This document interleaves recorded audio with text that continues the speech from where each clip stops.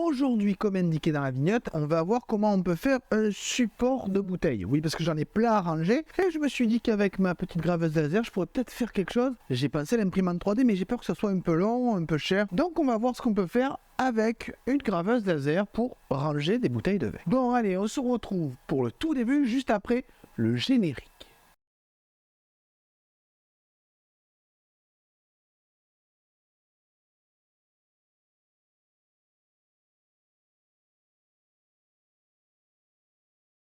Donc la première chose, c'est bien de prendre des bouteilles. Donc là, j'ai pris une bouteille de champagne et une bouteille de vin, un Cahors de 2002 vieilli en fût de chêne, pour mesurer ici. Donc ici, j'ai 8 cm et là, j'ai 9 cm. Donc ça veut dire que la circonférence, donc le diamètre fait 9 cm. Ici, j'ai 3,5 et ici, j'ai 3. Et la hauteur, grosso modo, de là à là, ça fait 24 cm. Je dois d'ailleurs faire attention à poser mes bouteilles légèrement penchées pour que le bouchon soit toujours humide et donc qu'il ne sèche pas et ne devienne pas poreux. Donc vous l'avez compris, maintenant la prochaine étape va se passer là-haut sur l'ordinateur pour designer un peu tout ça.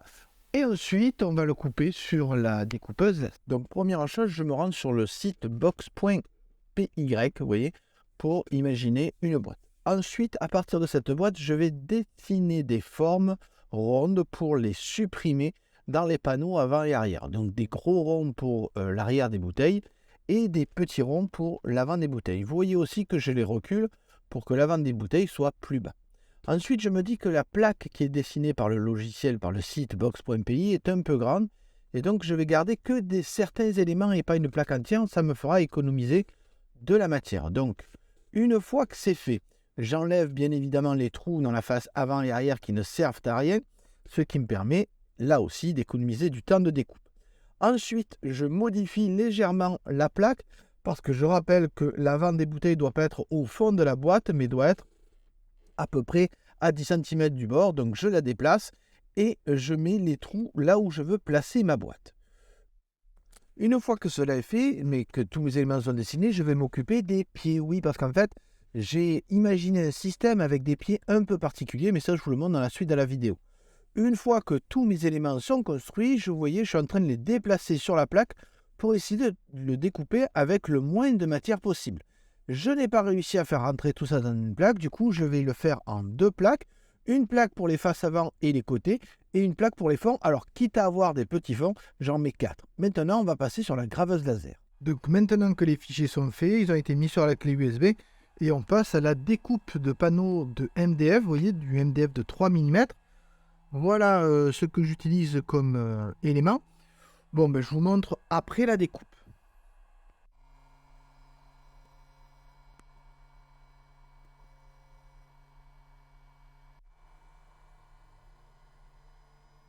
Donc pour la première découpe, le logiciel prévoit environ 23 minutes. Donc généralement il met un peu plus, on en sera peut-être à 25 ou 30. Voilà, pour découper, vous le voyez ici, les côtés ainsi que l'avant et l'arrière. Après, il faudra découper les renforts qui iront au milieu.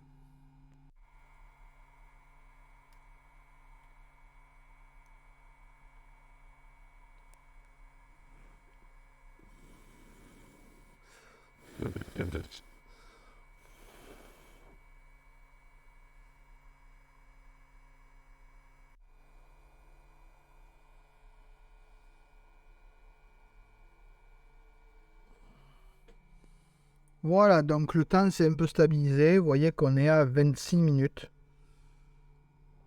Ah, et mon ordinateur n'est pas content parce qu'il a un problème de refroidissement. Bon, toujours est-il que 26 minutes. Et je pense que pour le fond et les côtés, ça sera à peu près le même temps. Ça y est, la découpe s'est terminée. Encore une demi-heure. Donc, vous l'avez compris avec les extraits que je vous ai montrés. Vous avez ici le fichier tel qu'il a été découpé. Je fais remarquer que quand même c'est bien passé à travers. Vous remarquez d'ailleurs que pour séparer ces éléments, je vais avoir aucun souci. La vitesse est largement suffisante pour découper du médium de 3 mm. Je vais passer là pour séparer les différents éléments. Et vous allez voir, j'ai fait 2 supports à bouteille en même temps. Vous allez comprendre pourquoi, notamment au niveau de ces petits motifs pour les empiler. Alors, première étape, évidemment, ça va être de détacher tous les éléments. Donc, vous l'avez vu quand même, Vu la vitesse et la puissance du laser, c'est relativement simple à faire, même s'il y a de temps en temps où ça accroche un peu. Dans l'ensemble, ça se sépare quand même relativement bien, vous voyez. Même les petits endroits sont très bien découpés. Donc là, j'ai le côté et le fond d'un élément. Quitte à en couper, j'en coupe plusieurs. Ça me fait un. En voilà un deuxième. Donc vous voyez comme les éléments partent bien. Hein. Donc je pourrais même le faire un peu plus vite peut-être la prochaine fois. 2 et 3. Et ça c'est ce qui reste. Donc je me suis pas trop mal débrouillé.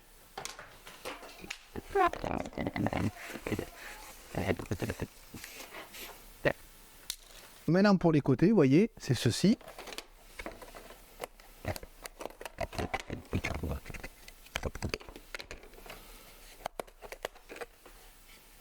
Là j'ai un peu plus de perte. Peut-être que je pourrais faire une coupe de ça là sur le bord. Et pour les trous au milieu, je prends un tournevis et je pousse pour les faire tomber.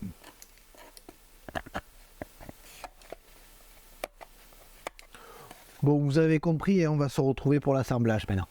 Alors, étape très importante maintenant, celle de l'assemblage. Donc, vous avez ça qui sera la face avant, ça qui sera au milieu.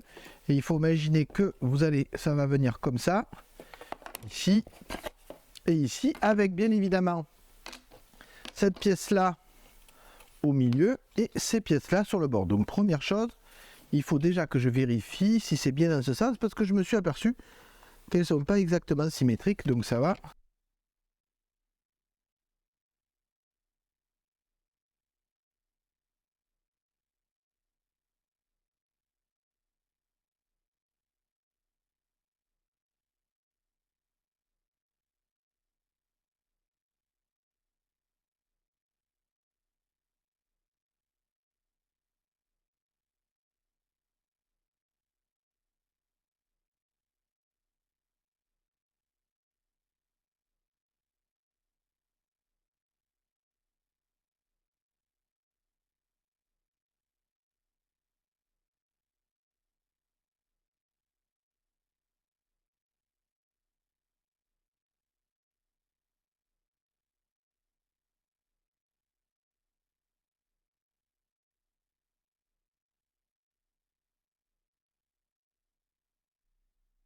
Voilà, donc vous voyez que déjà j'ai la structure qui me permet de poser les bouteilles avec l'arrière de la bouteille et le goulot qui sera à ce côté. Évidemment maintenant il me reste à fixer ça sur le bord.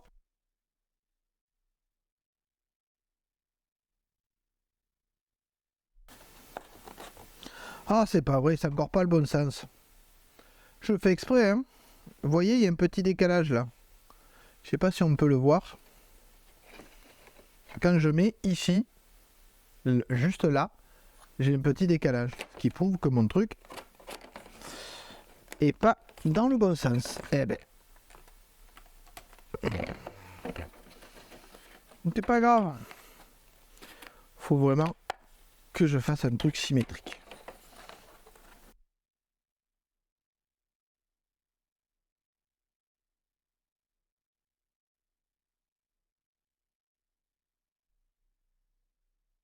Et enfin, le dernier élément qui va ici. Voilà, et qui donne de la rigidité à l'ensemble. Donc vous voyez ce premier porte-bouteille qui est complètement assemblé. Et je vous montre donc première bouteille et deuxième bouteille. Donc là c'est pas mal. Il me manque peut-être un arrêt pour pas que la bouteille tombe. Mais bon, a priori il n'y a pas de raison qu'elle tombe. Donc voilà, donc là ça c'est très bien. Si la bouteille est un peu plus grande, j'ai un peu de marge autour. Elle est légèrement penchée, ce qui fait que le bouchon sera pas sec. C'est très bien. Donc vous voyez que pour mettre deux bouteilles, c'est relativement rigide, j'ai pas eu besoin de le coller. Donc je vais assembler le second pour vous montrer un peu comment je compte les ranger. Mais déjà c'est pas mal. Allez, je vous fais un petit visuel quand même pour tourner autour.